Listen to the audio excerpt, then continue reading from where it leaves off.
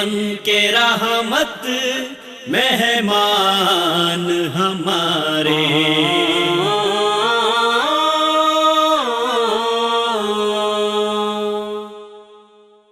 بسم اللہ الرحمن الرحیم. السلام علیکم ورحمۃ اللہ وبرکاتہ. ناظرین، آپ دیکھ رہے ہیں پروگرام مہمان ہمارے، اور میں ہوں آپ کا میزبان بابر فاروق رحیمی. آپ جانتے ہیں ہم اپنے اس پروگرام میں ملک پاکستان کی وہ نامور شخصیات جنہوں نے سیاسی، سماجی، تعلیمی یا کسی بھی میدان میں نمایاں خدمات انجام دی ہوں، ان کی آپ کے ساتھ اس پروگرام میں ملاقات کرواتے ہیں. آج کے ہمارے اس پروگرام کے مہمان ہیں جناب ڈاکٹر رانا محمد شفیق خان پسروری صاحب. آپ ادیب بھی ہیں، خطیب بھی ہیں، دانشور، صحافی، اسکالر، مصنف کتب کثیرہ، اور اسی طرح سیاسی میدان میں بھی ایک نمایاں نام رکھتے ہیں. آج ہمارے پروگرام مہمان ہمارے میں موجود ہیں. آئیے آپ کے ان کے ساتھ ملاقات کرواتے ہیں اور ان کے بارے میں جانیں گے. بہت شکریہ سب سے پہلے جناب ڈاکٹر رانا محمد شفیق خان پسروری صاحب کہ آپ ہمارے اس پروگرام میں تشریف لائے. آپ کا بھی شکریہ، آپ نے مجھے یاد فرمایا. ناظرین، آپ کے بارے میں آج کچھ جاننا چاہتے ہیں کہ اللہ پاک نے آپ کو بہت زیادہ عزتوں سے نوازا اور بڑا نام آپ نے اپنی زندگی میں کمایا ہے. سب سے پہلے ہمارے ناظرین کو تھوڑا سا اپنے خاندانی پس منظر اور جائے پیدائش کے حوالے سے بتائیے. شکریہ بابر صاحب. 12 ستمبر 1962 کو میں پسرور میں پیدا ہوا تھا. میرے والد گرامی حضرت مولانا محمد رفیع خان پسروری رحمۃ اللہ علیہ وہ ہیں، اور وہ ایک ایسی شخصیت ہے جنہوں نے دین کے لیے اور بالخصوص دین حق کے لیے، مسلک حق کے لیے بہت زیادہ محنت کی. جی جی. اس انداز کی محنت کی کہ جسے ہم ایک مثال قرار دے سکتے ہیں. صحیح. بڑی بڑی شخصیات جو ہیں وہ ان سے متاثر نظر آتی ہیں، لیکن میں 9ویں کلاس میں تھا، یعنی کم سنی میں تھا کہ جب والد گرامی فوت ہو گئے اور ہم یتیم ہو گئے. تو اس کے بعد پھر جو کچھ ہوا وہ خود تو نہیں کہنا چاہیے، والد گرامی والدہ جو تھی ہماری، انہوں نے بڑی محبت سے اور توجہ سے ہماری رہنمائی کی. ٹھوکریں کھاتے ہیں تمام، اور بالخصوص اس لیے بھی کہ ہمارا جو خاندان تھا کوئی زیادہ نہ رئیس تھا نہ کوئی سیاسی قد کاٹ والا تھا، لیکن ایک نام کا سہارا ایسا تھا کہ جس نے عزت کمائی ہوئی تھی. ماشاءاللہ. تو اس عزت کی وجہ سے لوگ احترام کی نگاہ سے دیکھتے تھے، اور حقیقت یہ ہے کہ جو احترام اور عزت ہمارے والد گرامی کی وجہ سے ہمارے خاندان کو ملی ہوئی تھی، اس کی شرم تھی جس کی وجہ سے میں مسلسل پڑھتا رہا. ورنہ جس طرح ہوتا ہے کہ سر پر کوئی بڑا فرد نہیں تھا، خاندان میں کوئی ایسا نہیں تھا کہ جو ہمیں پوری توجہ دے سکتا یا ہماری انگلی پکڑ کے ہمیں چلا سکتا. صحیح. تو ٹھوکریں بھی کھائیں، بعض اپنا ایسے مراحل بھی آئے کہ جسے ہم غفلت کے مراحل کہہ سکتے ہیں، نادانی کے مراحل کہہ سکتے ہیں، لیکن بہرحال اس سے سالہ تقویٰ والد گرامی کی محنتیں تھیں، ان کی عزت اور احترام کا پاس تھا. ہماری والدہ مرحومہ کی دعائیں تھیں کہ ہم بہرحال پھر ایک اچھے راستے پر گامزن ہو سکے. رانا صاحب، آپ کا تعلق ماشاءاللہ ایک علمی خاندان کے ساتھ ہے. آپ کے والد گرامی ایک نامور عالم دین بھی تھے، اور اس کے ساتھ ساتھ وہ ایک بہترین مناظر بھی تھے، خطیب بھی تھے. تو ان حالات میں پھر جس طرح آپ نے بتایا کہ آپ نے بچپن میں ہی یتیمی کا داغ سہا، تو کون کون سے وہ ابتدائی وہ تعلیمی مدارج تھے جو آپ نے طے کیے؟ کہاں کہاں سے آپ نے علمی مراحل جو ہے وہ مکمل کیے؟ ہوا یہ کہ جب والد گرامی فوت ہوئے تو چونکہ ان کا ایک نام تھا اور میں یہاں کہنے میں کوئی باک محسوس نہیں کرتا کہ جس طرح انہوں نے تبلیغ کی اس تبلیغ کے اثرات تھے کہ کئی بڑے بڑے علماء کرام جو ہیں وہ ان کا صدقہ جاری ہے. مثلا شیخ الحدیث مولانا محمد اعظم رحمۃ اللہ علیہ، ہمارے والد گرامی کا ایک طریقہ تبلیغ تھا کہ وہ ٹانگے پہ یکا جسے کہتے ہیں ٹانگے پہ سپیکر لگا لیتے تھے جی اس وقت اور گاؤں میں وہ جایا کرتے تھے، کسی بھی گاؤں کے باہر کھڑے ہو کر سپیکر کے ذریعے سے تبلیغ کرتے. تو اسی طرح ہمارے پسرور تحصیل کے اکثر دیہات جو ہیں وہاں مسلک اہل حدیث پھیلا. تو ایک گاؤں ہے باسو کنو، جی جی تو وہاں جب گئے تو وہاں کے مولانا تھے احمد حسن صاحب، وہ دوسرے مسلک سے تعلق رکھتے تھے، تو انہوں نے تابڑ توڑ سوالات کرنے شروع کر دیے، والد صاحب نے جواب دینے، تو وہ الحمدللہ اہل حدیث ہوئے. تو ان کے شاگردوں میں تھے مولانا محمد اعظم. جی جی بعد میں ماشاءاللہ یہ مدرسے میں داخل ہوئے، پھر شیخ الحدیث بنے، ہزاروں ان کے طالب علم. تو وہ فخر کے ساتھ یہ کہا کرتے تھے کہ اگر حضرت پسروری نہ ہوتے تو ہم بھی آج اس جگہ پہ نہ بیٹھے ہوئے ہوتے. جی جی اسی طرح کئی علماء ہیں بڑے بڑے نام. آپ دیکھیے کہ حضرت علامہ شہید رحمۃ اللہ علیہ بھی سیالکوٹ سے پسرور جایا کرتے تھے. صحیح. اور اس طرح حضرت پروفیسر ساجد میر امیر محترم وہ کئی بار یہ کہہ چکے ہیں کہ اگرچہ ہمارا گھر جو تھا وہ دینی گھرانہ تھا، لیکن دین کا شوق مجھے پیدا ہوا ہے تو پسروری صاحب کی وجہ سے. اس لیے کہ اس وقت جب والد گرامی ہجرت کر کے پاکستان آئے ہیں تو پسرور کے ہائی اسکول میں ہیڈ ماسٹر تھے امیر محترم کے والد گرامی جی جی حضرت میر عبد القیوم رحمۃ اللہ علیہ. بعد میں ان کے والد کے بعد ان کے بھائی بھی وہاں ہیڈ ماسٹر رہے ہیں. تو 8ویں کلاس تک پسرور میں پڑھے ہوئے ہیں میر صاحب. صحیح. تو یہ درس میں باقاعدہ اور خطبات کے لیے تشریف لایا کرتے تھے. تو والد گرامی رحمۃ اللہ علیہ کے دنیا سے رخصت ہونے کے بعد جو بھی آتا تھا وہ کہتا تھا کہ بھائی اپنے باپ کی جگہ سنبھالنی ہے، اپنے باپ کی جگہ سنبھالنی ہے. تو شعوری اور لاشعوری طور پر ہم تیار ہوئے تھے مدرسے میں تعلیم حاصل کرنے کے لیے. تو ابتدا میں چونکہ ہمیں پہچان نہیں تھی کہ کون سے مدرسے میں جانا ہے کون سے میں نہیں جانا، تو جب جامعہ احمدیہ گجرانوالے میں داخل کروایا گیا تو 1-2 دن کے بعد دل و چاٹ ہو گیا تو میں پھر چلا گیا. چونکہ میں اکیلا تھا جی جی تو اپنا عمر بھی کم تھی.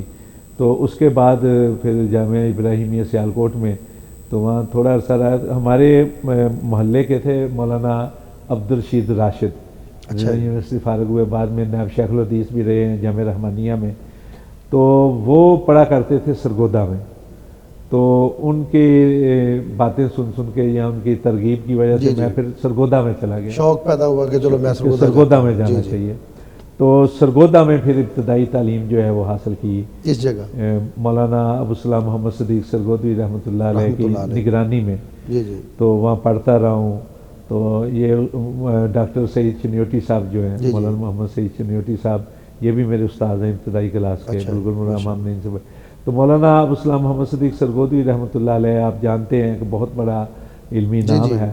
تو بڑی محبت سے پیش آتے تھے اور ان کا ایک طریقہ تعلیم تھا، طریقہ تدریس، کہ وہ مدرسے کے اگرچہ شیخ الحدیث تھے لیکن ان کی یہ طریقہ تھا کہ ہر کلاس کا کم از کم ایک سبق ضرور اپنے پاس رکھتے تھے تاکہ ایک طالب علم سے ان کی براہ راست رابطہ بھی رہے اور وہ جان بھی پائیں کہ یہ طالب علم کی حیثیت میں ہے.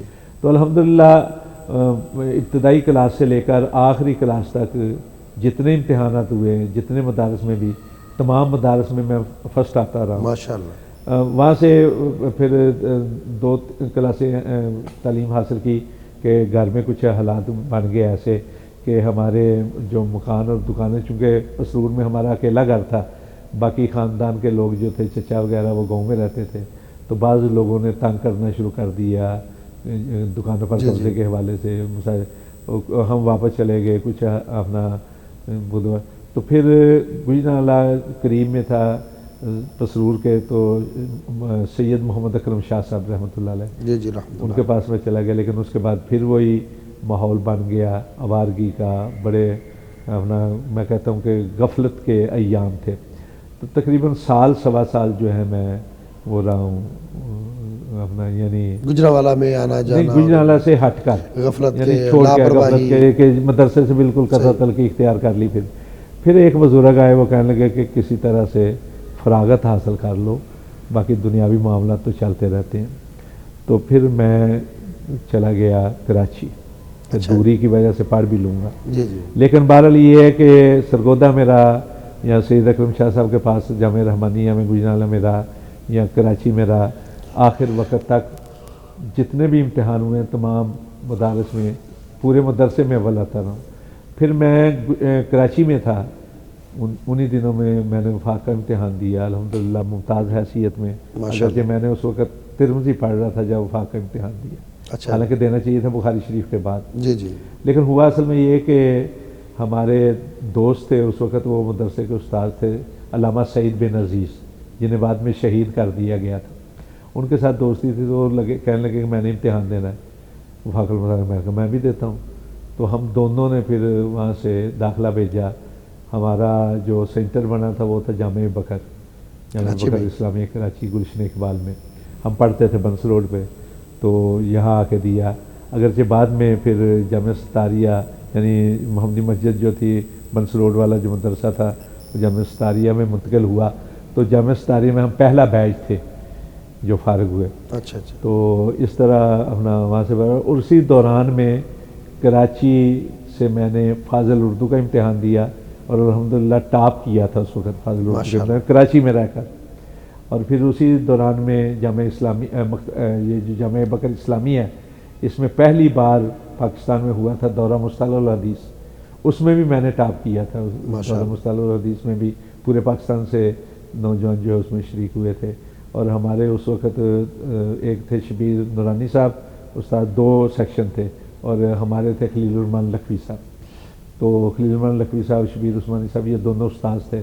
تو ہم نے وہاں سے دورہ مصطلح الحدیث کیا، کراچی یونیورسٹی سے کورس کیے. یہ اپنا تعلیمی مراحل ہیں. اور اس کے بعد آپ کو پتہ ہے کہ اگرچہ عمر ان مراحل میں ہے کہ جن میں لوگ بزرگی کا کہتے ہیں، لیکن ایک طالب علم اور بالخصوص میرے جیسا طالب علم جو ذہنی طور پر طالب علم ہے کہ آج تک اقتباس علم جو ہے اس سے اپنا دامن نہیں چھڑایا. الحمدللہ پڑھ رہے ہیں، باقاعدہ پڑھ رہے ہیں. جی بڑی بات ہے ماشاءاللہ. باقاعدہ پڑھ رہے ہیں. اور یہاں میں کوٹ کرنا چاہتا ہوں مولانا ابوالکلام آزاد کے الفاظ. انہوں نے فرمایا تھا کہ میں وقت کے ہر لمحے سے کچھ نہ کچھ کشید کرنا چاہتا ہوں. تو ہم بھی یہ کوشش کرتے ہیں کہ زندگی کا کوئی مرحلہ ہو، وقت کا کوئی لمحہ ہو، کچھ نہ کچھ حاصل کرتے رہنا چاہیے. بے شک. اور ابن رشد نے کہا تھا کہ میری زندگی میں 2 ہی دن ایسے گزرے ہیں جب میں مطالعہ نہیں کر سکا. ایک جب میرا والد فوت ہوا اور ایک جب میری شادی ہوئی. تو جب میں نے یہ مقولہ پڑھا تھا تو اس وقت والد صاحب فوت ہو چکے تھے، بعد میں پڑھا. تو میں نے تہیہ کیا تھا کہ میں اس قول کو بھی نہ صرف پورا کروں گا بلکہ اس سے آگے جاؤں گا. چنانچہ والد صاحب کی وفات کے اوپر تو نہیں اپنا مطالعہ کر سکے، لیکن جس روز شادی ہوئی اس روز بھی میرے سرانے مولانا ابوالکلام آزاد کی تذکرہ پڑھی ہوئی تھی، میں پڑھتا رہا. واہ ماشاءاللہ. رانا صاحب آپ نے بتایا یہ تعلیمی مدارج اور مراحل آپ نے طے کیے، تو ظاہر ہے کہ آپ سرگودا میں داخل ہوئے، گجرانوالا پڑھے، کراچی سے بھی پڑھتے رہے، اور ابھی بھی آپ الحمدللہ ڈاکٹریٹ کی ڈگری حاصل کرنے والے ہیں. ان سارے عرصے میں بہت سارے اساتذہ آپ کی زندگی میں آئے، ان سے آپ نے سیکھا، بہت کچھ سیکھا، لیکن کچھ اساتذہ ایسے ہیں جو یاد رہ جاتے ہیں. آپ نے بجا فرمایا کہ ویسے تو ہر استاد قابل احترام ہے، اور اس سے جو کچھ بھی حاصل کیا ہے اس کا احسان ہے ہم پر، ہم اس کا احسان نہیں دے سکتے. لیکن بعض اساتذہ ایسے ہوتے ہیں کہ جو اپنی کسی نہ کسی صفت کی وجہ سے ہمارے ذہنوں پہ اثر ڈالتے ہیں. انسان زیادہ متاثر ہوتا ہے کسی کی علمیت کی وجہ سے، کسی کے تقویٰ کی وجہ سے. جی ہاں. اور بعض ایسے شخصیات بھی ہوتی ہیں، ایسی ہستیاں ہوتی ہیں کہ جن سے باقاعدہ سلسلہ تلمذ تو نہیں ہوتا، لیکن ان سے بعض ایسا حاصل کیا ہوتا ہے کہ جو زندگی پہ اثر انداز ہوتا ہے. مثلا میں اگر یہ بات کہوں کہ مدارس سے ہٹ کر جتنے اثرات مجھ پر مرتب ہوئے ہیں حضرت علامہ شہید رحمۃ اللہ علیہ کے، یا جتنا میں نے سیکھا ہے میرا محترم جناب پروفیسر ساجد میر سے. وہ تو جماعتی اور تنظیمی استاد ہیں نہیں آپ کے، باقاعدہ سلسلہ تلمذ نہ ہونے کے باوجود بہت زیادہ سیکھا. یعنی الفاظ کا چناؤ سیکھا، الفاظ کا استعمال سیکھا، یا زندگی کو صحیح رخ دینے کے لیے یا زندگی میں ایک نظم پیدا کرنے کے لیے جو کچھ سیکھا، یا صلاحیتوں کو استعمال کرنے کے حوالے سے سیکھا، یا انسانوں کی پہچان کے حوالے سے سیکھا، یا وقت کے استعمال کے حوالے سے سیکھا، بہت کچھ سیکھا. بہت کچھ سیکھا. جی جی مثلا اگر میں تذکرہ نہ کروں نوابزار نصر اللہ خان کا، جی جی یہ کیسے ممکن ہے کہ جن کی مجلس میں بیٹھ کے بات کو پرکھنا، بات کو سمجھنا اور سیاست کو، حضرت علامہ شہید رحمۃ اللہ علیہ بہت زیادہ اثرات ہیں، جگہ جگہ ہم کوڈ کرتے ہیں ان کو، بلکہ جی میں جی. تو کوئی تقریر میری ایسی نہیں تھی جس میں اس کو کوڈ نہ کروں. اسی طرح الفاظ کے معاملے میں، الفاظ کے چناؤ کے معاملے میں، اور زندگی کو نظم دینے کے حوالے سے امیر محترم پروفیسر ساجد میر سے جو سیکھا سو سیکھا. مدارس کے اندر میں جو متاثر ہوا ہوں، جی جی سید اکرم شاہ صاحب، ان کا انداز یہ تھا کہ کوئی بھی لفظ ہے، انہوں نے لغت کی میں مہارت تھی ان کو، وہ اس کے مادے کی طرف جاتے تھے، مادے جی. سے پھر اس کا استعمال، یہ ہونا چیز. اور دوسرا یہ کہ استقرام تھا. اور اس سے زیادہ میں متاثر ہوا مولانا ابوالسلام محمد صدیق سرگودی تھے. ماشاء اللہ. ان کے اندر استغنا کی یہ کیفیت تھی کہ بہت بڑے عالم تھے، بہت بڑے عالم تھے، لیکن انہیں علمی تکبر نہیں تھا. کوئی بات پوچھنے کے لیے آتا تو اگر انہیں معلوم ہوتا تو وہ کہہ دیتے کہ یہ ہے، ورنہ وہ کہہ دیتے بھائی میرے علم سے نہیں، صحیح. انہوں نہیں پتا. تو ہم سمجھ لیتے تھے یہ ایسا ہوگا نہیں، لیکن ان کا جتنا بڑا ان کا پن تھا. مطالعہ تھا، ان کا بڑا پن تھا. پھر یہ ہے کہ سادگی کی یہ کیفیت تھی کہ طلباء کے ساتھ وہ بالکل اس سطح پہ آ کر ان کے ساتھ برتاؤ کرتے تھے، عاجزی، انکساری میں، انکسار میں، رکھ رکھاؤ میں، بے تکلفی میں. جی جی لیکن تکلم میں شان تھی استاذی کی، یعنی اس میں وہ جو نا کیا کہتے ہیں تھوتھا پانی یا پھیکا پن، یا جس کے اندر ہوتا ہے کہ لغویات وغیرہ، کوئی اس میں ایسا معاملہ نہیں تھا. لیکن وہ ہر ایک طالب علم کے ساتھ اس انداز سے پیش آتے کہ طالب علم سمجھتا تھا کہ میں استاد جی کے ساتھ بڑا بہتر، استاد جی انہیں جی کرتے جی. تھے.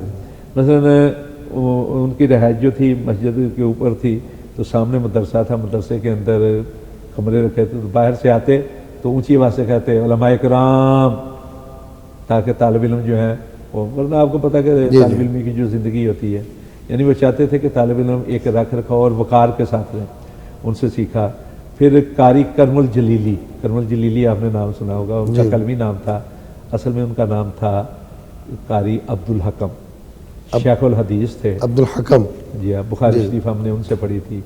دہلوی تھے اور بڑے نفیس شخصیت کے مالک تھے، نستعلیق شخصیت کے مالک تھے، بڑے ہی نفیس تھے.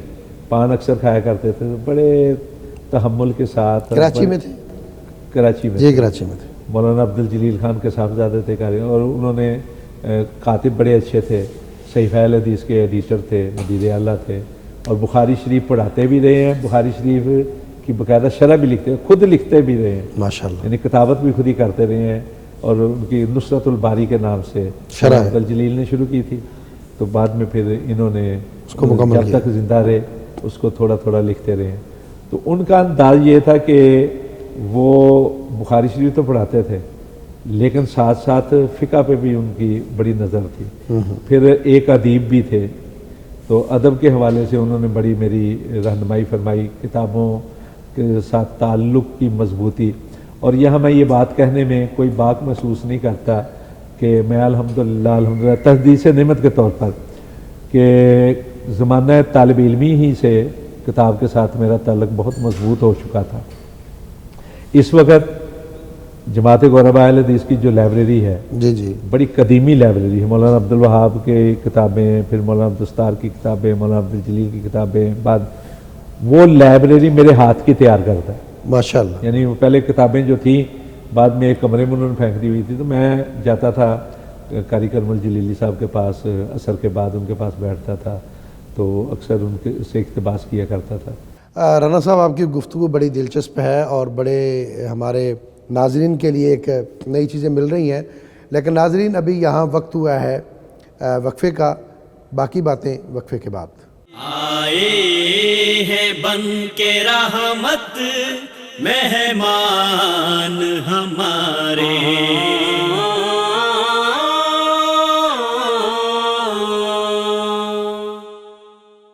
آئے ہیں بن کے رحمت مہمان ہمارے.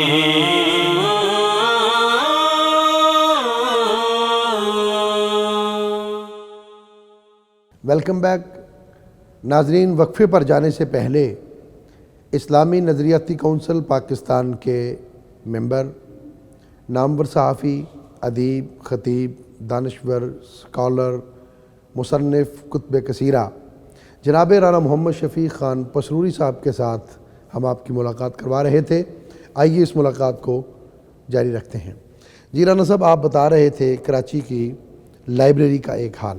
یہ میں یہ عرض کر رہا تھا کہ ایک کتابیں جایا کرتے تھے قاری کرم جلیلی صاحب کے پاس، تو دیکھا ایک روز نا بڑا موٹا سا چوہا، بلی کے سائز سے تھوڑا سا کم ہوگا، یعنی چھوٹی بلی سمجھ لیں، وہ ایک کمرے سے نکلا. تو میں نے کہا استاد جی یہاں کیا ہے؟ کہا کتابیں پڑھی ہوئی ہیں. جی جی. تو میں نے جب جا کے تالا کھولا تو کتابوں کا ڈھیر لگا ہوا ہے بے ترتیب، اور چوہے گھوم رہے ہیں، یعنی استفادہ کر رہے ہیں. استفادہ علمی نہیں، استفادہ غذائی. جی. تو میں پھر نیچے گیا، مولانا عبدالرحمن سلفی صاحب، میں نے کہا امام صاحب اس طرح، کہنے لگے اللہ کے بندے کون کروائے؟ میں نے کہا جی میں کرواتا ہوں. پھر میں نے وہاں سے نکال کے ان کی جلد بندی کروائی. جلد بندی کروانے کے بعد پھر میں میوزیم سے، عجائب گھر جو ہے کراچی کا، وہاں سے دوائیاں لے کے آیا، وہ چھڑکی. پھر ان کتابوں کے پیچھے نام لکھے. بعض کتابوں کے نام ڈھونڈنا بڑا مسئلہ تھا، اس لیے کہ ابتدائی صفحات غائب تھے. تو وہ قدیم کتابیں، بلکہ کئی قلمی نسخے اس میں موجود تھے. اچھا جی. نواب صدیق حسن خان رحمۃ اللہ علیہ کا اس وقت تک سب سے بڑا ذخیرہ کتب جو ہے وہاں موجود تھا. ان کے پیچھے نام لکھے، ان کے پیچھے باقاعدہ اپنا فنون کے مطابق نام لکھے، پھر ان کو ترتیب دیا پورے اپنا. بلکہ یہاں ایک لطیفہ بھی ہے کہ بعد میں جب وہاں سے آ گیا، علامہ صاحب مجھے لے آئے لاہور، تو اس کے بعد میں جب گیا نا تو وہ ساری بے ترتیبی پڑی ہوئی. تو میں نے پوچھا یہ کیا؟ کہنے لگے جی فلاں آدمی کو. تو اسے میں نے کہا یہ اللہ کے بندے میں فنون کے مطابق کر کے گیا تھا، پہلے قرآن پاک، پھر تراجم، تفاسیر، رسول تفسیر، اس طرح. پھر حدیث. تو نے کیا کہا؟ تو کوئی کتاب بڑی تھی، کوئی چھوٹی تھی، میں نے سائز کے مطابق لگا دی. جی جی. ان کے لیے یہ تھا.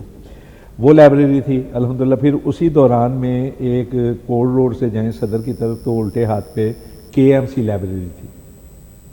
کے ایم سی لائبریری کی کراچی میونسپل کمیٹی کی لائبریری. جی، اس وقت کی کوئی ایسی کتاب نہیں ہوگی جو میں نے نہ پڑھی ہو. اچھا ماشاء میں اکثر یہ ہوتا تھا کہ جا کے پڑھتا اور پھر ختم کرنے کے بعد میں اس پہ ٹائم اور تاریخ لکھتا تھا کہ یہ آج میں نے مکمل کر لی. واہ. پھر اسی طرح مولانا تاسین ہوا کرتے تھے، بہت بڑے عالم تھے دیوبندی مکتبہ فکر کے، ان کی لائبریری بہت بڑی لائبریری تھی. اور سب سے بڑی لائبریری جو میں نے دیکھی وہ تھی خالد ایم اسحاق کی، ایڈوکیٹ جنرل رہ چکے ہیں وہیں کراچی میں. کراچی میں. جی جی. اور بہت بڑی لائبریری تھی، تقریباً 2.5 ایکڑ کی اپنا کوٹھی ہوگی.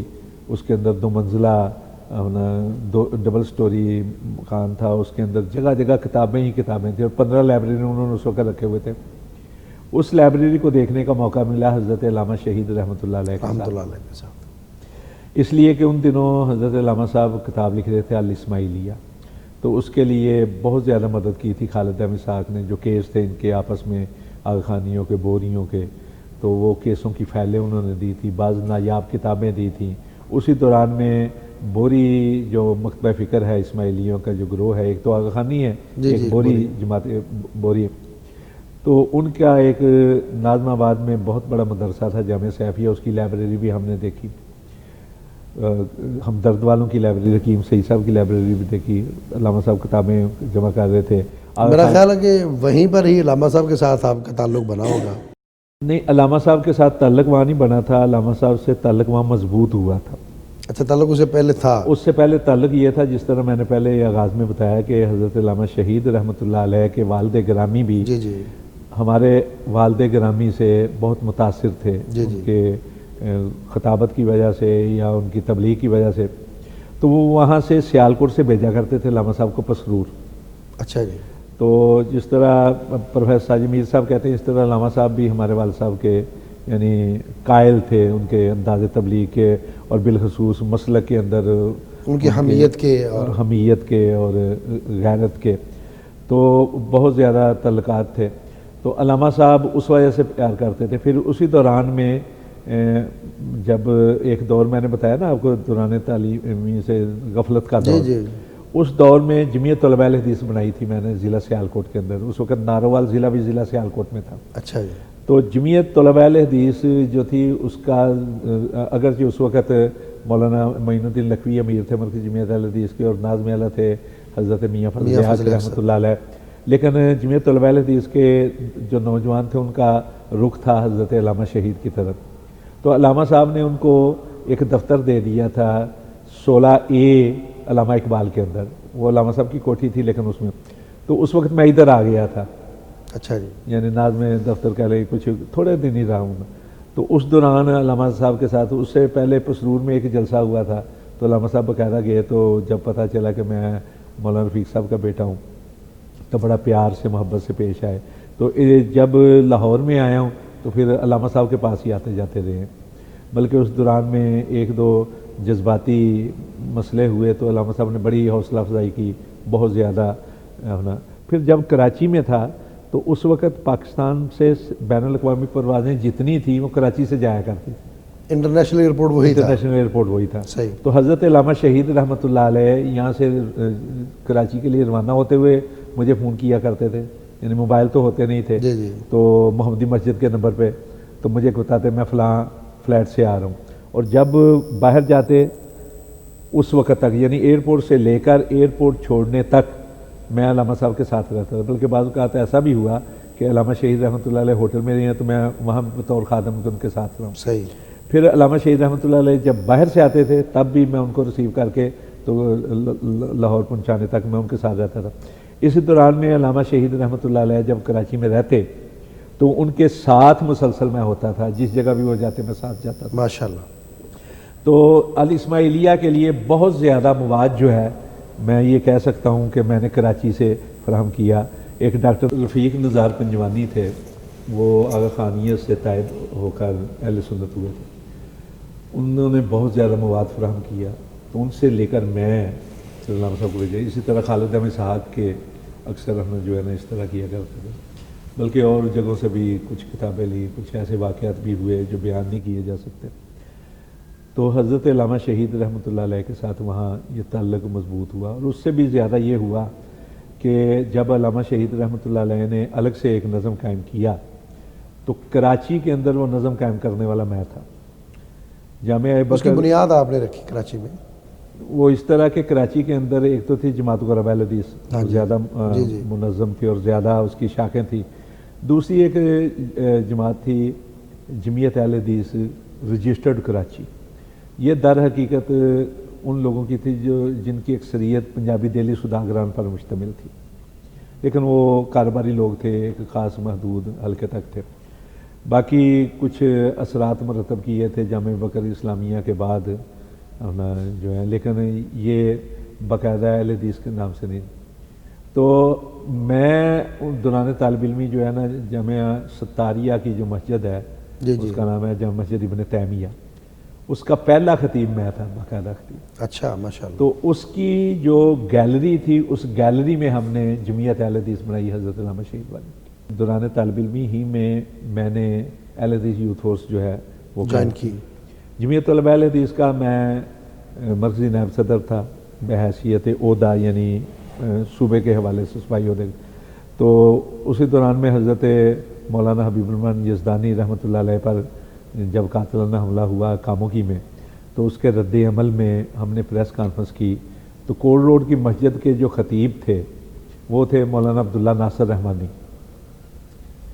بہت بڑا نام ہے آج کل. اس وقت وہ خطیب تھے. تو ہم نے اپنا کیا کیا کہ ایک پریس کانفرنس کی. تو پریس کانفرنس میرے ہاتھ کی میں نے لکھی تھی، پریس کانفرنس کے لیے جو میٹر تھا پریس ریلیز کے لیے. تو پریس کلب کے اندر وہ کی تو مولانا عبداللہ رحمانی جو ہیں ناصر رحمانی، ان کو کہا جی آپ پڑھیں. وہ تصویر آج بھی موجود ہے. ایک طرف مولانا یوسف قصوری بیٹھے تھے، ایک طرف میں بیٹھا تھا، اور وہ پریس کانفرنس آپ دیکھیں گے اس میں میں پتلا سا طالب جس طرح. اور دوسرا یہ ہے کہ وہاں اس واقعے کے بعد مختلف محلوں کی سطح پر نوجوانوں کی تنظیمیں تھیں. کسی جگہ نوجوانان اہل حدیث، کسی جگہ انجمن شبان اہل حدیث، کسی جگہ انجمن جوانان اہل حدیث، اصحاب الحدیث، اس طرح 18 تنظیمیں تھیں. اچھا جی. تو میں نے ان سب کا اجلاس بلایا، اور سب کا اجلاس بلایا تو اہل حدیث یوتھ فورس کی طرف سے میں نے مولانا یوسف قصوری اور سلمان خان صاحب ہوتے تھے، یہ میری دریافت ہیں الحمدللہ. جی ماشاء میں اللہ یہ کہہ سکتا ہوں کہ تنظیمی زندگی میں میرا صدقہ جاری ہے ماشاء اللہ. الحمدللہ. میرے استاد بھی ہیں جی جی جی. مولانا یوسف قصوری سے میں نے باقاعدہ ہدایہ پڑھا ہوا ہے. لیکن جماعت کے ساتھ ان تو کو آپ وہاں نے ہم نے تحریک اہل حدیث اٹیچ بنائی. کیا.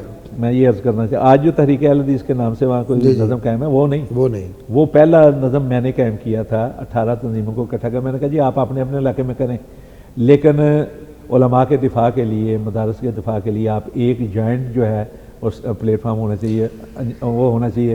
اس کا نام ہم نے تحریک اہل حدیث رکھا اور میں نے اس میں باقاعدہ کوئی عہدہ نہیں لیا لیکن سارے لوگ جانتے تھے کہ پس پردہ یہی ہے اس لیے کہ جس کو میں نے کہا امیر بناؤ اس کو امیر بنا لے جس کو کہا جنرل سیکرٹری تو بعد میں کام ہوتا رہا. پھر اسی کو ہم نے ہونا جو ہے یوتھ فورس کے نام سے جب ہم نے جلسے کروائے اور علامہ صاحب یہاں سے گئے تو بہت بڑے بڑے 2 جلسے ہوئے. ایک لسبیلا میں ہوا ایک لیاری میں ہوا. تو اکثر تحریک اہل حدیث کی تنظیمیں جو تھیں 18 کی 18 وہ کنورٹ ہو گئی ہیں اہل حدیث یوتھ فورس کے اندر. تو 18 تنظیمیں تھیں مختلف علاقوں کے اندر 23 یونٹ بن گئے اہل حدیث یوتھ فورس کے. تو یہ میں کہہ سکتا تو اس چیز کو دیکھ کر علامہ صاحب کے ساتھ میرا تعلق اور زیادہ مضبوط ہو گیا. چنانچہ جب میں فارغ ہوا ہوں فارغ التحصیل ہوا ہوں کراچی میں جی جی. تو میرا بھی ارادہ یہی تھا کہ کراچی میں تدریس شروع کر دوں مدرسے میں. اور وہاں بھی کچھ ایسے حالات تھے کہ علامہ صاحب نے مجھے کہا کہ تم پڑھانے کا شوق پیدا ہوا ہاں لیکن شوق پورا نہ ہوا. علامہ صاحب نے مجھے پھر بلا لیا لاہور میں. لاہور میں. چنانچہ یہاں جلسہ جو ہوا ہے 18 اپریل 1986 کو موچی دروازے میں تو اس میں باقاعدہ ہم نے شرکت کی. اگرچہ وہاں سے آ کے تو پسرور سے بسیں لے کر آئے تو پھر علامہ صاحب نے مجھے کہا یہیں رہ رہے ہو. اس کے بعد کہ پھر آپ کو پتہ ہے کہ اس وقت سے لے کر رانا صاحب یہ تو بڑی آپ کی یہ دوران طالب علمی کے مار کے ہیں. یہ دوران طالب علمی کی دلچسپیاں ہیں لیکن میں یہ بھی اور بھی دلچسپیاں ہیں جی جی بڑی بڑی دلچسپ ہیں. جی میں یہ بھی جاننا چاہوں گا کہ اس وقت کے آپ کے ہم اثر وہ لوگ کون تھے جو اس وقت کوئی نامور ہیں یا مختلف شعبوں میں اپنی خدمات انجام دے رہے ہیں. کوئی یاد پڑتا ہے آپ کو؟ ایک تو ہے مولانا عبدالعظیم حسن زئی وہ میرے کلاس فیلو تھے. جی جی. وہ اس وقت سیف اہل حدیث کے بھی ایڈیٹر ہیں اور جامعہ ستاریہ میں استاد بھی ہیں اور ہمارا جو پشتو کا پیغام چینل ہے اس میں سب سے زیادہ ان کے دروس اور لیکچر چلتے ہیں. جی جی. بڑے صاحب علم ہیں وہ پشتون. تو اس وجہ سے اور تنظیمی حوالے سے جس طرح میں نے بتایا کہ وہ تھے. باقی دوران تعلیم کلاس فیلوز میں سے ایسے نہیں ہیں. اساتذہ میں سے میں نے بتایا سید چنیوٹی صاحب ہیں ان سے پڑھا ہوا ہوں آج جو موجود ہیں. مولانا یوسف قصوری بھی ہیں. استاد محمود الحسن ہوتے تھے بڑے فاضل تھے ادب کے اندر. آج کل صاحب فراش ہیں بیمار ہیں کراچی کے اندر ہیں. اچھا اسی دوران میں ایک مارکا بھی ہوتا رہتا تھا. مارکا ایک نہیں چلتے رہتے تھے. ایک آرام باغ کی مسجد تھی باب السلام دیوبندی کی مسجد تھی. اس کے باہر کے گیٹ کے ساتھ ڈاکٹر ایوب قادری کے بڑے بھائی نعمت اللہ قادری کی دکان تھی کتابوں کی. تو اس کتابوں کی دکان پہ اکثر اصحاب علم جو ہیں کراچی کے مشفق خواجہ صاحب آیا کرتے تھے ایوب قادری آیا کرتے تھے. اسی طرح شاہ حسین گردیزی ہیں بریلوی مکتبہ فکر کے وہ آیا کرتے تھے. دوسرے تیسرے لوگ بھی آتے تھے. اور نعمت اللہ قادری صاحب کے بیٹے بڑے ہوتے تھے. معاویہ ان کا نام تھا لیکن انہوں نے بعد میں اپنا نام حقانی میاں قادری کر لیا تھا. آج کل امریکہ میں ہوتے ہیں. بڑا نام انہوں نے کمایا. اس کا چھوٹا بھائی جو تھا اسامہ قادری اس وقت تو ہمیں چائے وغیرہ پلایا کرتا لیکن بعد میں ایم کی تحریک میں وہ وزیر بھی رہے ہیں صوبائی وزیر بھی رہے ہیں ایک حلقے کے وہ چیئرمین بھی رہے ہیں. تو اس دکان پہ بڑی مار کارائیاں ہوا کرتی تھی علمی مار کارائیاں. تو اکثر اپنا جو ہے نا چشمک کہہ لیں یا اپنا چلا کرتی تھی علمی اپنا باتیں جو ہیں وہ چلا کرتی تھی. تو وہ تھا اسی دوران میں. پھر استاد جو تھے استاد جی میں کہتا تھا اگرچہ میں نے ایک سبق بھی نہیں ان سے پڑھا تھا چونکہ وہ ہمارے دوران طالب علمی کے دور میں استاد تھے مدرسے کے. ویسے دوستی تھی ان کے ساتھ بہت. علامہ سعید بن عزیز شہید رحمۃ اللہ علیہ. تو ان کے ساتھ جو ڈکٹاٹے بھی ہم سیکھنے جایا کرتے دوران طالب علمی میں ان کے ساتھ پھر دوسرے مقام پہ فکر کے لوگوں کے ساتھ مار کے بھی ہوا کرتے تھے. بڑے بڑے مدارس کے اندر جا کر بحث مباحث جسے مناظرے کہتے ہیں دوران طالب علمی کے ہوتے تھے. اور اسی دوران میں کتابوں کا بھی اپنا دوران طالب علم میں زیادہ شوق ہوتا ہے، بہت زیادہ شوق ہوتا ہے، اور جتنا علم تھوڑا ہوگا نا اتنا آدمی اپنے آپ کو سمجھتا ہے۔ رانا صاحب یہ آپ نے بہت ساری باتیں بتائی ہیں، اس میں آپ نے ذکر کیا کہ آپ کو ماشاءاللہ کتابیں پڑھنے کا بہت شوق تھا، تو لکھنے کا شوق کب ہوا؟ لکھنے کا شوق بھی اسی دوران میں پیدا ہو گیا تھا، دوران طالب علمی ہی؟ دوران طالب علمی ہی۔ ایک تو اس وقت سب سے پہلے جو ہے میں نے لکھا تھا الاسلام میں، اللہ بخش بشیر انصاری صاحب رحمۃ اللہ علیہ، ان کے دور میں میں نے چھوٹے چھوٹے کالم نما لکھے، انہوں نے بڑی حوصلہ افزائی کی۔ بلکہ پہلے کا تو معاملہ یہ ہے کہ پہلے میں نے جب مضمون دیا تو وہ چھپ گیا، اب نام میں نے دیکھا تو آپ کو پتہ ہے کہ کتنی خوشی ہوتی ہے، تو میں نے دیکھا کہ آدھے سے زیادہ مضمون نام میرا تھا، لیکن وہ انصاری صاحب نے حوصلہ افزائی کی ہوئی تھی، لیکن اس حوصلہ افزائی کا یہ نتیجہ نکلا کہ پھر میں نے لکھنا شروع کر دیا۔ اس کا عنوان بڑے میں عجیب سے رکھا کرتا تھا، اور پہلا جو مضمون میرا قسط وار شائع ہوا وہ تحریک اہل حدیث غیروں کی نظر میں، اس عنوان سے تھا، یعنی تحریک اہل حدیث کے حوالے سے میں نے لکھا، تاریخی پس منظر اس کا بیان کیا، یعنی اہل حدیث کی برصغیر میں جو تاریخ ہے اس کے اوپر لکھا ہے، اہل حدیث اور پاکستان کا جو باہمی تعلق ہے اس کے اوپر لکھا، تو یہ مضامین یہ تھے۔ پھر جب میں کراچی میں گیا تو یہ لقب اہل حدیث کے اوپر میں نے کافی قسطوں کے اندر ایک مضمون چھپا تھا، صحیفہ میں بھی چھپا، یہاں ہفتہ روز اہل حدیث، اس وقت میں طالب علم ہی تھا، اس پر تو آپ کی بات میں کتاب بھی آئی ہے باقاعدہ۔ اسی طرح سواد اعظم پہ میں نے لکھا، تو وہ مضامین ہی کی شکل تھے۔ پہلی جو کتابچہ میں نے لکھا وہ پردے کے موضوع پر تھا، اس وقت ماحول ایسا بنا، طالب علم تھا، تو کراچی میں ہم نے ایک سوسائٹی بنائی ہوئی تھی، جو ہمارے دوست احباب تھے مدرسے کے علاوہ ان کے اوپر، تو ہم ہر بدھ کے بدھ پروگرام کیا کرتے تھے مختلف گھروں کے اندر، یعنی ایک گھر کے اندر ہوتا تو وہ اپنے دوستوں کو نہیں بلاتا تھا، ان دوستوں کو بلاتا تھا جو دین سے ذرا ہٹے ہوئے ہوتے تھے، پھر سوالات ہوتے، جوابات ہوتے، تو انہوں نے وہ شائع کیا تھا پردے کے اوپر اپنا۔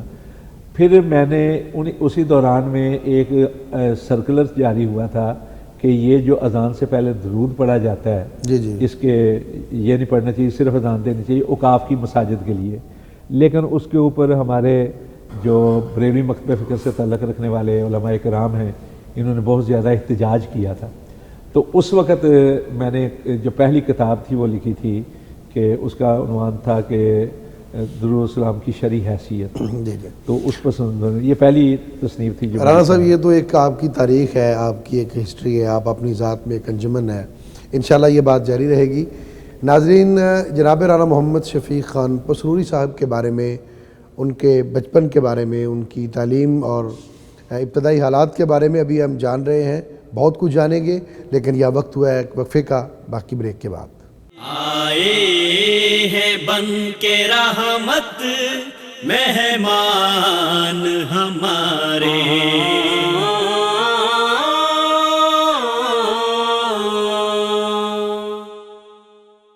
آئے ہیں بن کے رحمت مہمان ہمارے،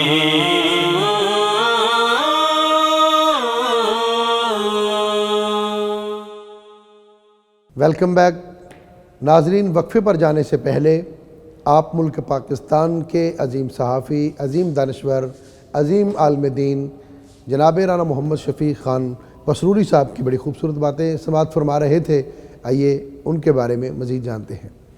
جی رانا صاحب، آپ بتا رہے تھے اپنے دوران طالب علمی کہ آپ نے کس طرح وہ لکھنا شروع کیا اور آپ میں لکھنے کا شوق پیدا ہوا اور آپ نے کہاں کہاں لکھا؟ تو یہ دوران طالب علمی ہونا جو ہے نا، کتابیں پہلی کتاب تو وہ آئی، لیکن یہ کتابوں کی بنیاد بن چکی تھی، لقب اہل حدیث کی بھی، سواد اعظم کی بھی، یعنی لکھے جا چکے تھے رسائل وغیرہ، بلکہ سواد اعظم پر مولانا ابوالسلام محمد صدیق سرگودوی رحمۃ اللہ علیہ کی تقریر بھی ہے، تو یہ چیزیں جو ہیں دوران طالب علمی ہی میں اپنا ہوئی۔ آج کل تو تنظیمی مصروفیات اتنی زیادہ ہیں یا دوسرے کہ لکھنے کا وقت نہیں ملتا، اگرچہ اس کے ساتھ ساتھ ہونا چل رہا ہے، لیکن اس وقت یہ صورتحال تھی، یہ دیکھیں ابھی تک نشانات موجود ہیں کہ لکھ لکھ کے انگلیوں پہ چنڈیاں پڑ چکی تھیں، بہت زیادہ۔ اچھا، اسی دوران میں پھر میں جو روزنامہ جسارت تھا صلاح الدین صاحب کا، اس میں بھی مضمون لکھتا رہا، لیکن وہ دینی مضمون ہوتے تھے، اور شاید آپ کے لیے حیرانی کی بات بھی اور سمجھیں کہ عجیب بات بھی ہے کہ اس وقت جو ڈائجسٹ نکلتے تھے کراچی کے، جی جی میں ان کو زبان کو سمجھنے کے لیے اور اردو زبان کو سمجھنے کے لیے میں سمجھتا ہوں کہ وہ بڑے اچھے ہیں کراچی کے ڈائجسٹ جو ہیں اردو زبان کے حوالے سے. جس طرح ہمارے مدارس کے اندر حماسات متنبی پڑھائی جاتی ہے، اگرچہ بعض چیزیں ایسی ہیں جو دین سے ہٹ کر، اسی طرح جو کراچی سے ڈائجسٹ نکلتے تھے میں وہ باقاعدہ پڑھتا تھا. اچھا لیکن میں خرید کے نہیں پڑھتا تھا. وہ اچھا مقابلہ کرواتے تھے کہ اگر کوئی فرسٹ آئے گا تو اس کو سال کے لیے، کوئی سیکنڈ آئے گا تو 6 مہینے کے لیے، تھرڈ آئے گا تو 3 یعنی مہینے. مقابلہ مضمون ویسی میں؟ مضمون بھی سی ہوتا تھا یا تبصرے کا ہوتا تھا یا ٹائٹل کے اوپر شعر لکھ کے دینا ہوتا تھا. تو میں باقاعدہ ہوتا یہ تھا کہ میں لکھ دیتا، پہلا انعام مل جاتا مجھے تبصرے میں، پورا سال مفت پڑھتا تھا. صحیح. تو یہ کئی سال تک جو ہے میں اس طرح مفت پڑھتا رہا ہوں. وہ مشہور تھا طالب علموں میں کہ ہم اس کو آتے ہیں تو باقاعدہ تبصرے موجود ہیں. بلکہ جو مضامین پسروری کتاب مرتب کی تھی احمد چھتوی نے، جی جی اس میں بھی ایک تبصرہ موجود ہے جو میں نے جاسوسی ڈائجسٹ پر کیا تھا، تو میں باقاعدہ پڑھتا تھا. تو اس طرح ہمنا جو ہے دوران طالب علمی لکھنے کا رجحان رہا ہے. اور اس دوران میں نے مضمون جو لکھتا تھا اس میں کوشش ہوتی تھی مکفّہ مسجع عبارتیں. بلکہ ایک بار علامہ شہید رحمۃ اللہ علیہ نے مجھے کہا کہ عام فہم انداز میں لکھا کرو. میرے لیے عام فہم انداز میں لکھنا بڑا مشکل تھا، اس لیے کہ آغاز ہم نے کیا ہوا تھا پڑھنے کا مولانا ابوالکلام آزاد سے، اور گھر میں والد صاحب نے پڑھایا ہوا تھا باقاعدہ سبکن فسانہ عجائب اور رحمۃ اللہ عالمین جیسی کتابیں. جی جی. تو بڑا مشکل تھا ہمارے لیے عام فہم انداز میں، سادہ انداز میں. لیکن بلکہ ایک واقعہ اور بھی ہوا کہ علامہ صاحب کراچی تشریف لائے. ان دنوں علامہ صاحب کے چھوٹے بھائی حافظ محبوب علیہ صاحب سیٹھی جو شام علیہ کے سسر بھی ہیں، وہ حیدرآباد میں کاروبار کیا کرتے، کپڑے کا دکان تھی. تو وہاں ایک جلسہ رکھا گیا کوہنا باغ کے علاقے میں مسجد اہل حدیث میں. تو علامہ صاحب کہنے لگے چلو چلتے ہیں. ہم وہاں گئے بدانی صاحب کی گاڑی میں. تو وہاں علامہ صاحب نے کہا جی کہ بچے کی تقریر بھی کرانی.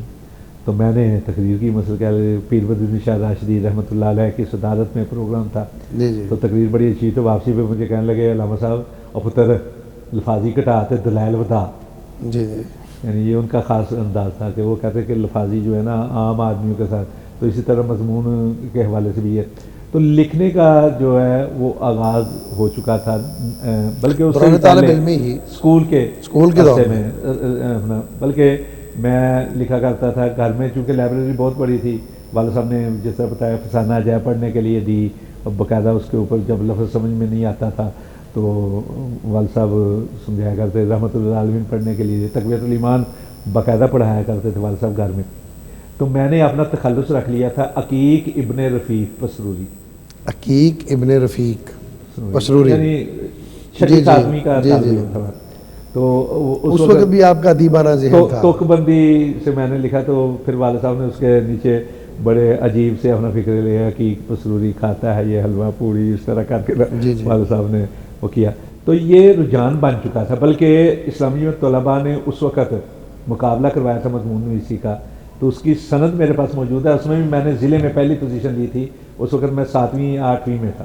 ماشاءاللہ. تو یہ صورتحال. بلکہ اسکول کی طرف سے میں آیا تھا، گورنمنٹ ہائی اسکول نمبر 2 کی طرف سے. یہ شادر ہے نا آپ کا، یہاں آل پنجاب تقریر مقابلہ ہوا تھا. اچھا جی. رسول اللہ صلی اللہ علیہ وسلم بحیثیت محسن انسانیت. تو اس میں نے تقریر کی تھی، پورے پنجاب میں پہلی پوزیشن حاصل کی تھی. وہ آج بھی ریکارڈ ان کے پاس بھی موجود ہے.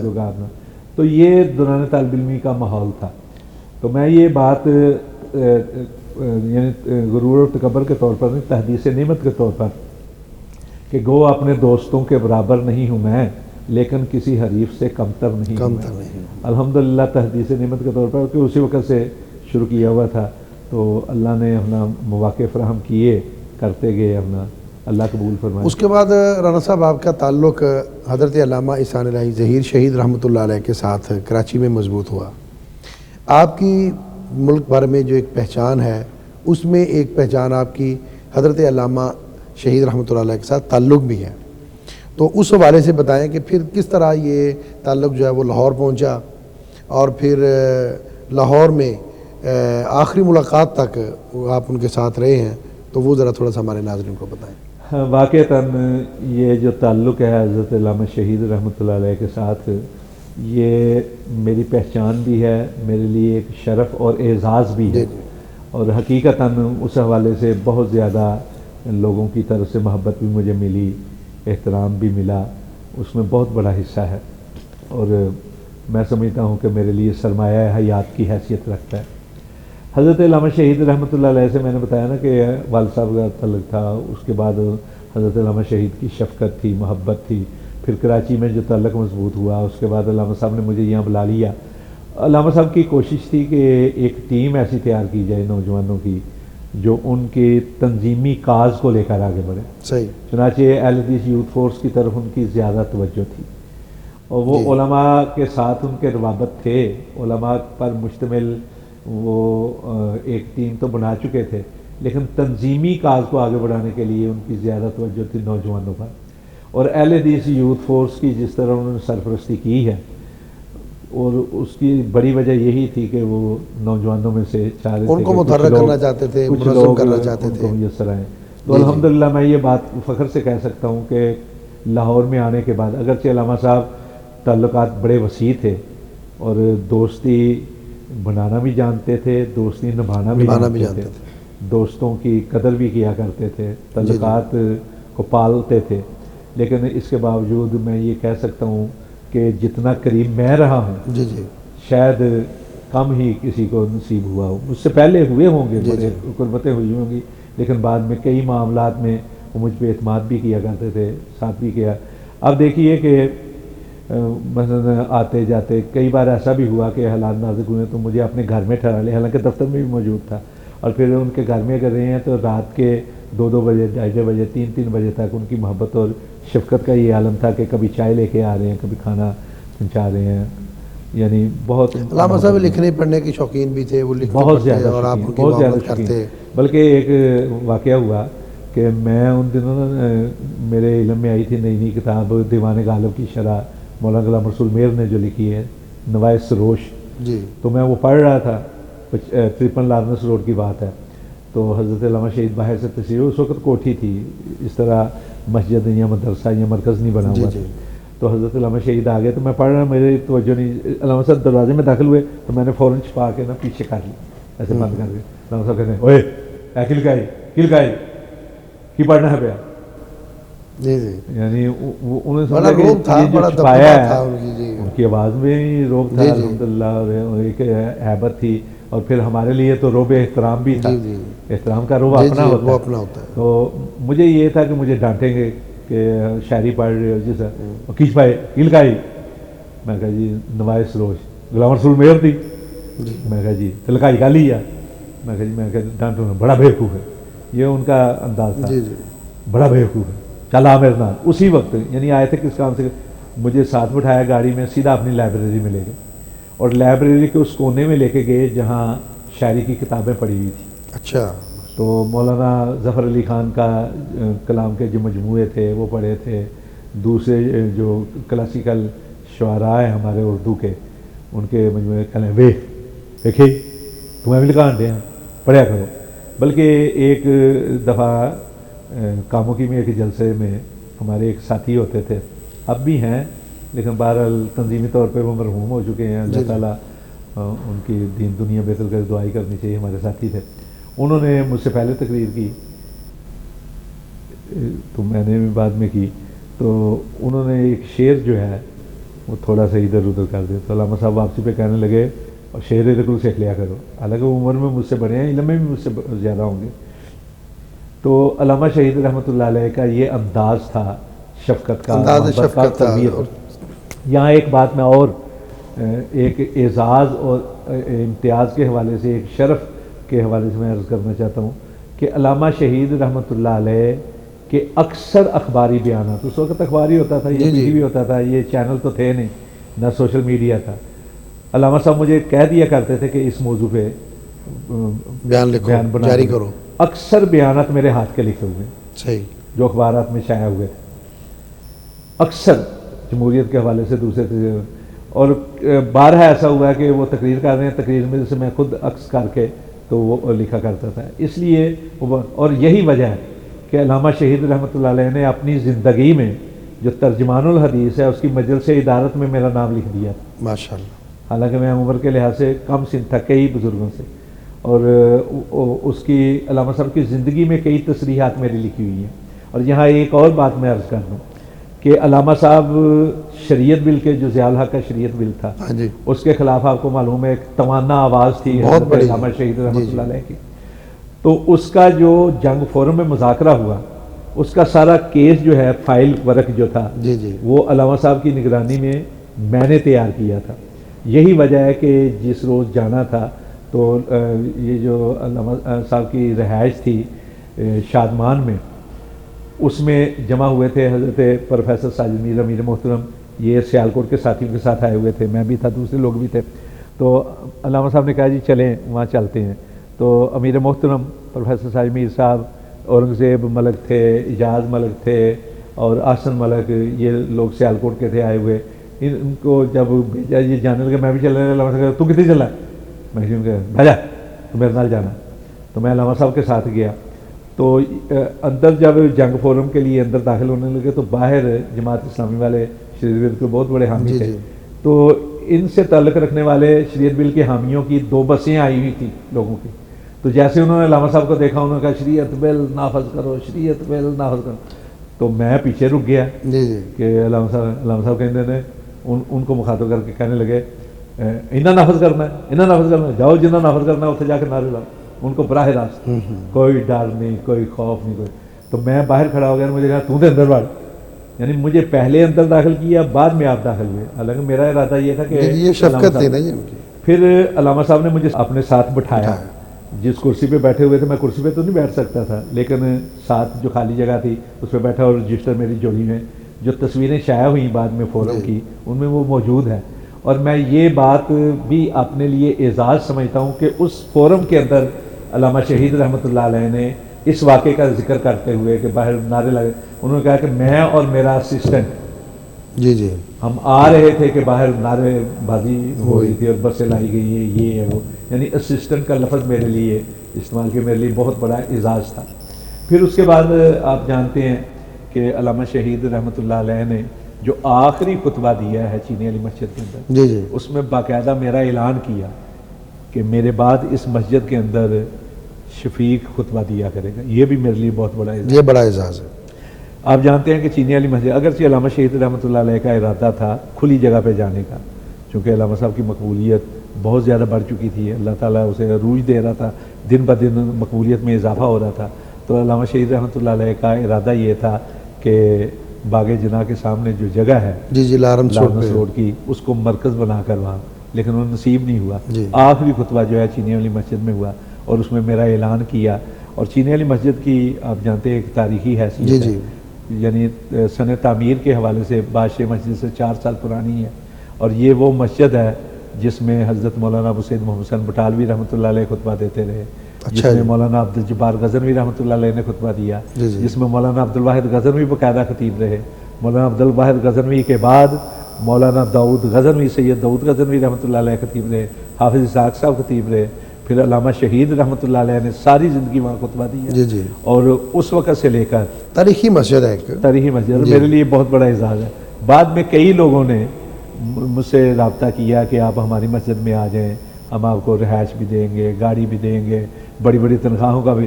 لیکن میں یہ سمجھتا ہوں کہ میرے لیے بہت بڑا اعزاز ہے کہ علامہ شہید رحمۃ اللہ علیہ کا وہاں مجھ کو مقرر کرنا، جی جی، میرا تقرر جس جگہ پر وہ کھڑا کر کے گئے اسی جگہ پر، اور اس تاریخی مسجد کے اندر جہاں ایک سلسلہ ذہبیہ ہے. جی جی، اور یہی وہ مسجد ہے جس میں غازی علم الدین شہید رحمۃ اللہ علیہ اور ان کا سارا خاندان نماز ادا کرتا ہے. صحیح. یہی وہ مسجد ہے جہاں سے تحریک آزادی کے قافلے تیار ہو کر جائے گا. آج بھی وہ تہہ خانے موجود ہیں. جس مسجد کی ایک حریت کی تاریخ ہے، ایک علمیت کی تاریخ ہے، ایک شخصیات کی تاریخ ہے. اور یہ مسجد کا تبرک ہے جو میں سمجھتا ہوں کہ آج لوگ ہمارے ساتھ محبت کرتے ہیں. بہت شکریہ جناب رانا محمد شفیق خان پسروری صاحب اس وقت ہمارے ساتھ موجود تھے. ان کے حالات زندگی اور ان کے بارے میں ہم گفتگو کر رہے تھے. ہمارے پروگرام کا وقت ختم ہوا لیکن ان کے حالات ختم نہیں ہوئے، باقی باتیں ختم نہیں ہوئیں. انشاءاللہ جناب رانا محمد شفیق خان پسروری صاحب کے ساتھ پھر دوبارہ ملاقات ہوگی اگلے پروگرام میں، اس وقت تک کے لیے اجازت دیجیے، اللہ حافظ۔ کلیوں کا کھلکھلانا، بلبل کا چہچہانا، خوشیوں کے گیت گانا، آنگن میں جیسے اترے ہیں چاند ستارے، آئے ہیں بن کے رحمت مہمان ہمارے۔